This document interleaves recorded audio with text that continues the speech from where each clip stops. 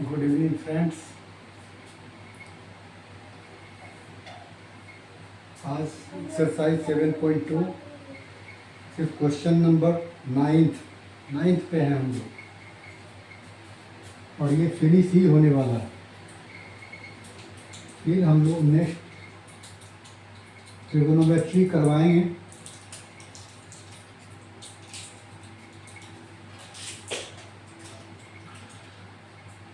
Question number 9 है,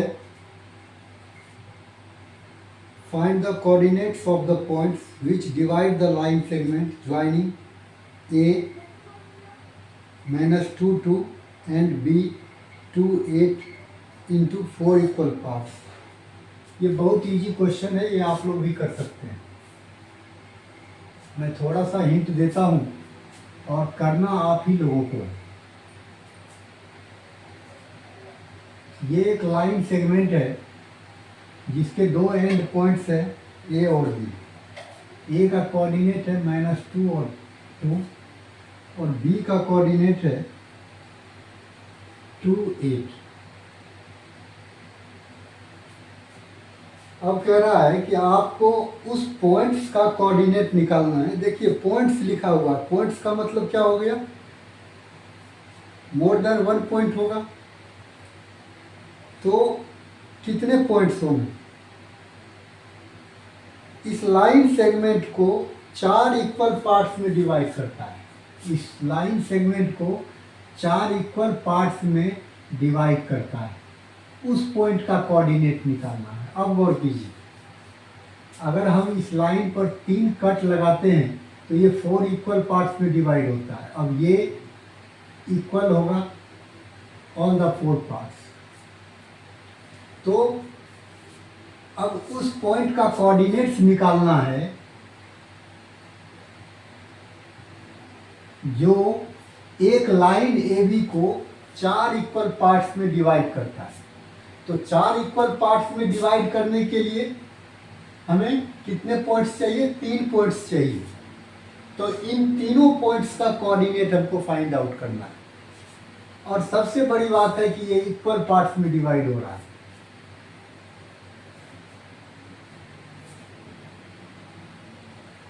अब गौर कीजिए, इक्वल पार्ट्स का मतलब ये 1 ये 1 ये 1 और ये 1, ये हो गया इक्वल पार्ट्स। अब अगर हमारा एंड पॉइंट है ए और बी, ये गौर कीजिएगा, जब भी हम कोऑर्डिनेट यूज करेंगे तो ए और बी का ही यूज करेंगे। अब अगर हमको पी का कोऑर्डिनेट निकालना है तो P के लिए जो रेशियो है वो देखिए क्या है, ये है और फिर ये सारा है, मतलब 1 और 3। अगर P का कोऑर्डिनेट निकालेंगे तो रेशियो हम 1 और 3 लेंगे।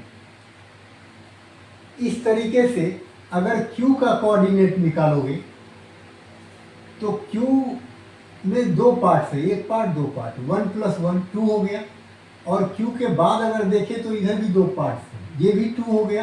तो अगर Q का हम निकालते हैं कोऑर्डिनेट तो इसमें रेशियो लेंगे 2:2 है। तो 2:2 का मतलब क्या हो गया, 1:1।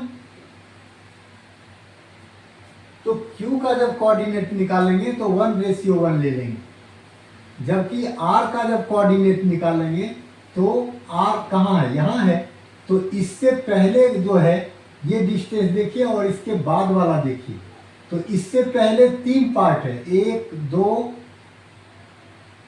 1 पार्ट, 2 पार्ट और 3 पार्ट। 3 पार्ट ये है और 1 पार्ट ये है। तो रेशियो क्या हो जाएगा, 3:1 हो जाएगा। तो अब अगर आपको रेशियो पता है, P के लिए क्या रेशियो यूज करेंगे, Q के लिए क्या रेशियो यूज करेंगे और R के लिए क्या रेशियो यूज करेंगे, तो एंड पॉइंट का कोऑर्डिनेट्स दे रखा है और रेशियो आपको पता है ही। इसका मतलब है कि आप P, Q और R तीनों का कोऑर्डिनेट इजी वे में निकाल लोगे। और मुझे नहीं लगता कि इसमें आप लोगों को कुछ बताने की जरूरत भी है। तो इसको लिखेंगे कैसे? तो ऐसे लिखते कि let P Q and R be the points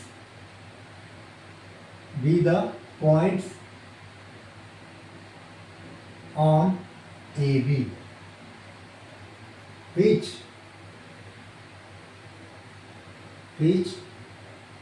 divides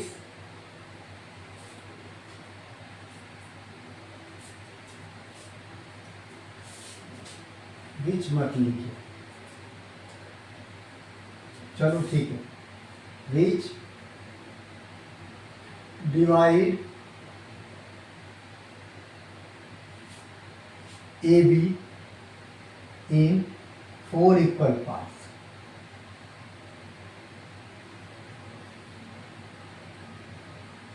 अब इसमें इसका कोऑर्डिनेट लेट करने की जरूरत नहीं, ये डायरेक्ट लिख लेगा। अब 9 स्टार्ट कीजिए। अब अगर हम लिखते हैं सबसे पहले AP ratio PB equals to AP हो गया 1 और PB हो गया कितना आपका, P से B तक 3 पार्ट है, 1:3। अब क्या, अगर AP रेशियो PB लिखते हैं तो दोनों में कॉमन पॉइंट कौन सा है? P है, P का कोऑर्डिनेट निकलेगा। तो अब कोऑर्डिनेट्स ऑफ P,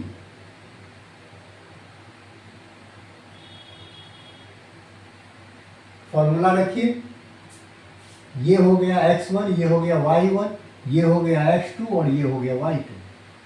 फॉर्मूला रखिए और इसका कोऑर्डिनेट निकालिए।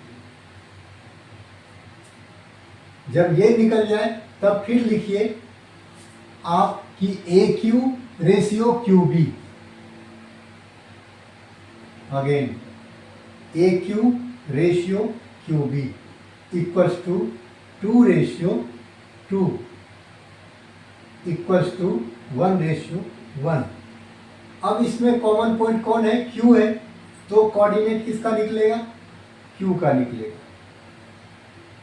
Coordinates of Q equals to फिर वही x1 y1 x2 y2 और रेशियो आपका ये है, Q का निकल जाएगा। इस तरीके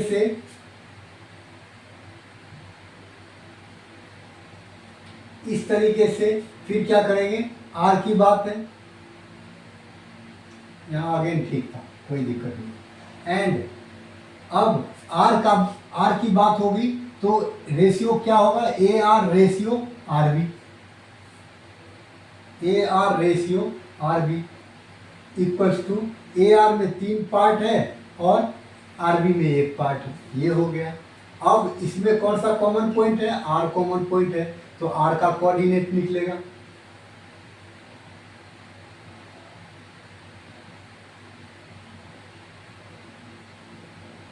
फिर वही हिसाब x1 y1 x2 y2, इस तरीके से आपका तीनों पॉइंट का कोऑर्डिनेट निकल जाएगा। अब मुझे नहीं लगता कि मुझे करने की कोई ज़रूरत है, बहुत ही इजी क्वेश्चन। तो आप लोग खुद प्रैक्टिस कीजिए, हम आगे बढ़ते हैं।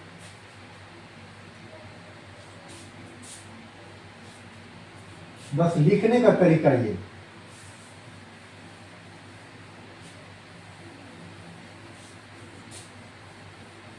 अब आते हैं, ये सॉरी 8th नहीं था, ये था कौन सा? 9th था। ये क्वेश्चन हमारा 9th था, ये 9th क्वेश्चन था। अब हम 10th पे आते हैं। 10th में है find the area of a rhombus if its vertices are this taken in order. ठीक है, एक रोम्बस है,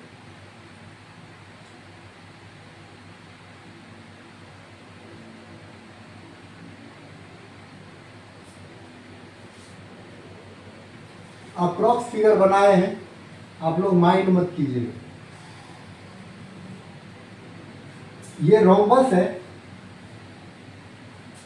और इनके वर्टाइज दिए हुए हैं, हम लेट करते हैं A B C D order में। ये एंटी क्लॉकवाइज है, ये एंटी क्लॉकवाइज है, और ऐसे अगर चलेंगे तो वो क्लॉकवाइज होगा। दो ही डायरेक्शन में हम चल सकते हैं, या तो एंटी क्लॉक में चल सकते हैं या क्लॉकवाइज चल सकते हैं। तो ऑर्डर मतलब दो ही ऑर्डर होता है, एंटी क्लॉक ऑर्डर और क्लॉक ऑर्डर। तो आगे क्या है, इसमें वर्टाइज जो है, मान लीजिए कि ए हमारा 30 है, उसके बाद बी हमारा 45 है, उसके बाद सी हमारा -14 है, और डी हमारा -2 -1 है।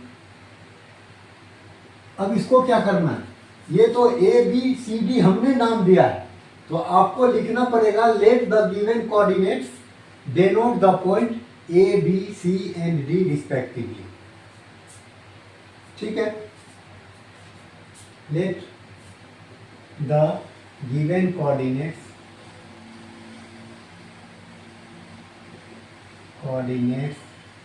denote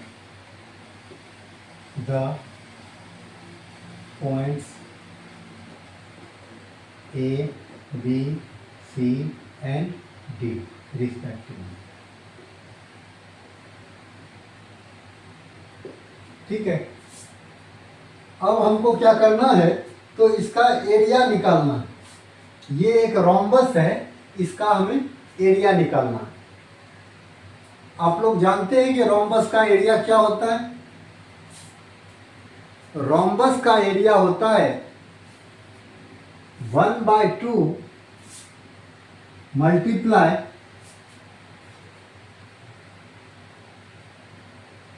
प्रोडक्ट ऑफ डायगोनल्स,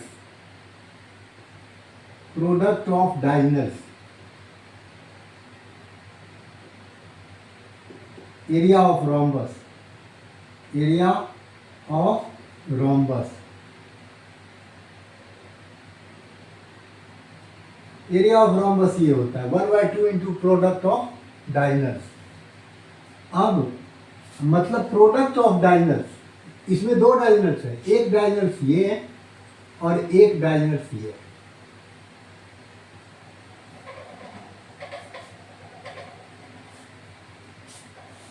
तो डायगोनल्स का प्रोडक्ट निकालना है, तो पहले डायगोनल्स का लेंथ तो निकाल लीजिए क्या आएगा, और जब लेंथ आ जाएगा तो सीधी सी बात है, फॉर्मूले पे पुट कर दीजिए, आपका आंसर आ जाएगा।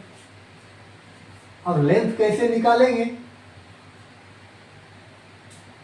तो आप जानते हैं कि डिस्टेंस फॉर्मूला से हम लेंथ निकालते हैं। एक पॉइंट से दूसरे के पॉइंट के बीच का जो डिस्टेंस होता है वही लेंथ होता है। और डायगोनल का लेंथ कैसे निकालेंगे, ए से सी के बीच का डिस्टेंस हम कैसे निकालेंगे, ए का कोऑर्डिनेट दिया है, सी का कोऑर्डिनेट दिया है, इससे क्या निकाल लेंगे हम, डिस्टेंस फॉर्मूला से ए सी निकाल लेंगे, और फिर बी डी भी डिस्टेंस फॉर्मूला से निकाल लेंगे। ओवरऑल सारा कोऑर्डिनेट्स हमारा यूज हो जाएगा। तो सिंपल क्वेश्चन है, आप लोग भी कर सकते हैं। अब लिखते हैं by using distance formula.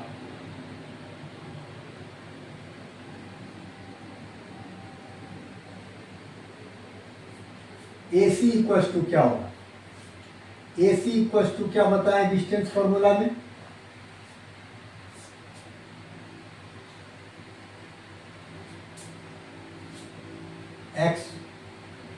x1 x2 minus x1, तो x के अगर A और C का निकालेंगे तो क्या लेंगे, पहले x कोऑर्डिनेट लेंगे, इसको माइनस कीजिए, 3 माइनस -1, इसका स्क्वायर, फिर प्लस y कोऑर्डिनेट को माइनस कीजिए, 0 माइनस 4, इसका स्क्वायर हो गया। ये हो गया 3 + 1, इसका स्क्वायर प्लस -4 का स्क्वायर। ये हो गया आपको 4 का स्क्वायर 16, ये भी 4 का -4 का स्क्वायर भी 16 16 16 कितना हो गया 32 32 को लिख सकते हो 16 इंटू 2 16 का स्क्वायर रूट निकलेगा 4 और 2 का स्क्वायर रूट नहीं निकलेगा, ऐसे लिख देंगे। ये हो गया AC। ऐसे ही आप निकाल लेंगे BD, और जब AC और BD दोनों आ जाएगा तो फिर ये फॉर्मूला हम लिख देंगे 1/2 इंटू दिस इंटू जो आपका BD आएगा, और कट कर देंगे, आंसर आ जाएगा एरिया ऑफ ट्रायंगल।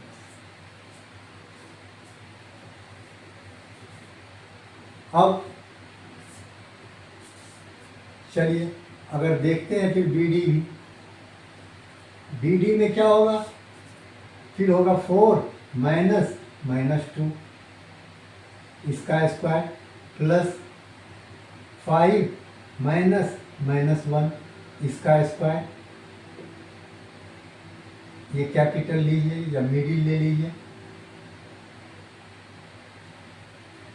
अब कितना हो गया, ये हो गया आपका 4 प्लस 2 इसका स्क्वायर, फिर प्लस 5 प्लस 1 इसका स्क्वायर, ये माइनस माइनस प्लस हो जाएगा।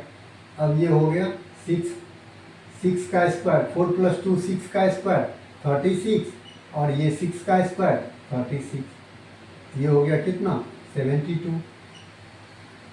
72 को आप लिख सकते हैं 36 मल्टीप्लाई 2, 36 का निकलेगा 6 और 2 का नहीं निकलेगा, 2 पे रूट चढ़ा दीजिए।